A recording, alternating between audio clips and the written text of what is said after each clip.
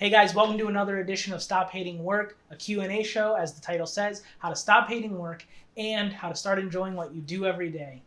Today's question is, how do I deal with conflict at work? This is a huge question, and the reality is that conflict is unavoidable. And so great employees don't avoid conflict, but what they do is they learn how to work through conflict well. And actually, when we look at great teams, the second part of great teams is that they engage conflict together. And so conflict is huge. Really, all of work is about conflict. There's always some kind of conflict. And so we're going to jump into how do we engage conflict well so that we can be our best selves at work. Let's jump in.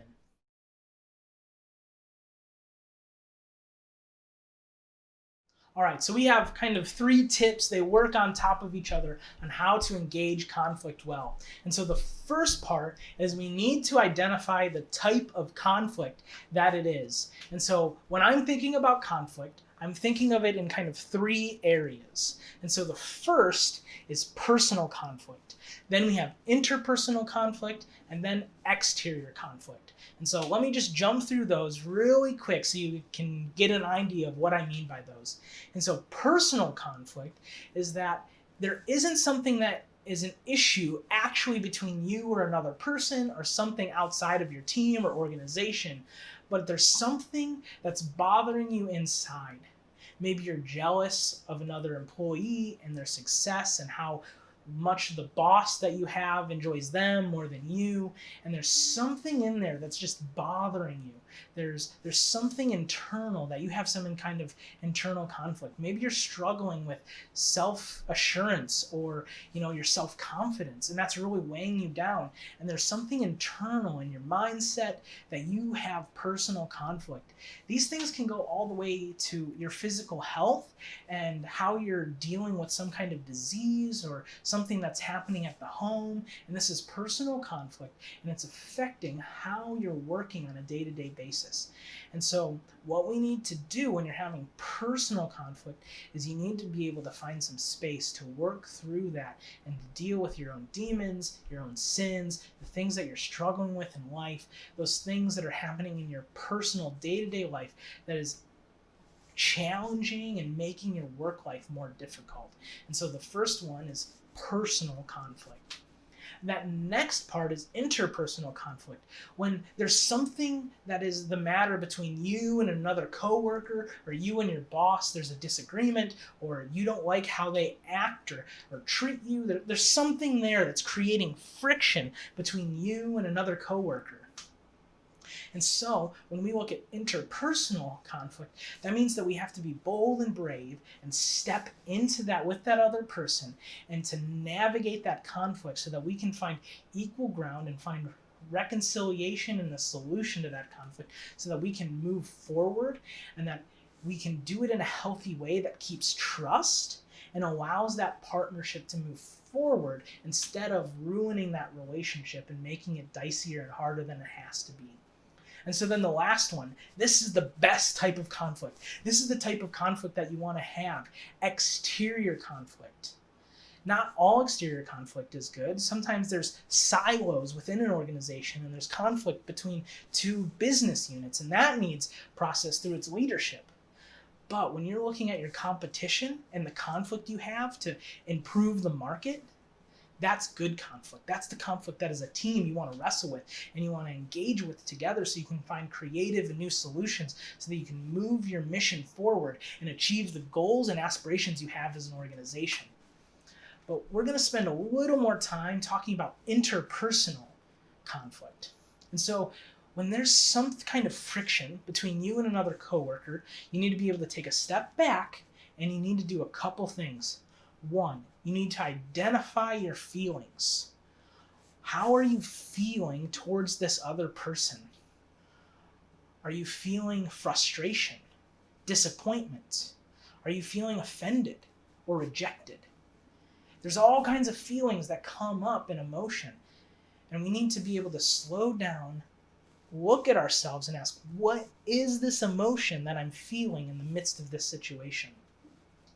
The next thing we need to ask is, what is the particular action that is causing this conflict? What is it that your coworker or boss or even your subordinate is doing that's causing you to feel those feelings? And it's really good to point out like one particular aspect of that. Like, what is one example? Maybe it's a repeated action, but you need to be able to point out one particular example of how it shows up and then be able to explain how that makes you feel. Now, this is the kicker. This is the last part to really be able to deal with conflict well, is you have to be able to explain the fear you have going forward if that action continues. And so, let me give you an example. Maybe I'm having conflict with one of my teammates and I don't believe that they believe that I'm doing good work, and that really frustrates me and makes me mad. And it makes me think that they don't trust me. And so I come up to that person and I go, "Hey John, hey, remember when you said X? Well, when you said X, that made me feel frustrated because I felt like you don't trust me and you don't think that I'm doing a good job. And I'm afraid that if that continues and I keep feeling that way, I'm not going to be able to trust you, and we're not going to be able to have a successful working relationship and solve problems together." You see how that kind of says, I'm owning my side of things. This is how I'm feeling. This is the particular action. And then you don't say anything. You just allow the space for that person to respond and say, "Oh man, I like totally didn't mean it that way. I think you're awesome at work. I think you're great what you do. And so this is what I meant when I said that." Or it's going to give space to be like, "Yeah, I do think you suck at your job." And then now we have some more work to do, and that person is not creating trust. And at that point, it's probably good to bring in some kind of supervisor. But normally, most conflict is some kind of disagreement, or people just missing each other and not quite understanding each other. And so being able to express your feelings and how you're feeling about if that action continues forward, that allows people to assess the reality and say, "Oh, like, I didn't mean it that way," or "I did mean it that way. I'm so sorry. Like, I do think you're great at work, and I didn't, in the moment I was frustrated with you, and I shouldn't have said that, I'm so sorry. Would you forgive me?" And it gives space for reconciliation to happen. And so, once again, if you have conflict, you have a rub with one of your coworkers, what you need to do is identify your feelings, pick out a particular action that makes you feel that way, and the fear you have if that action or attitude continues forward. And then the last thing is, as you approach that conversation, you need to come with a ton of self-awareness and humility.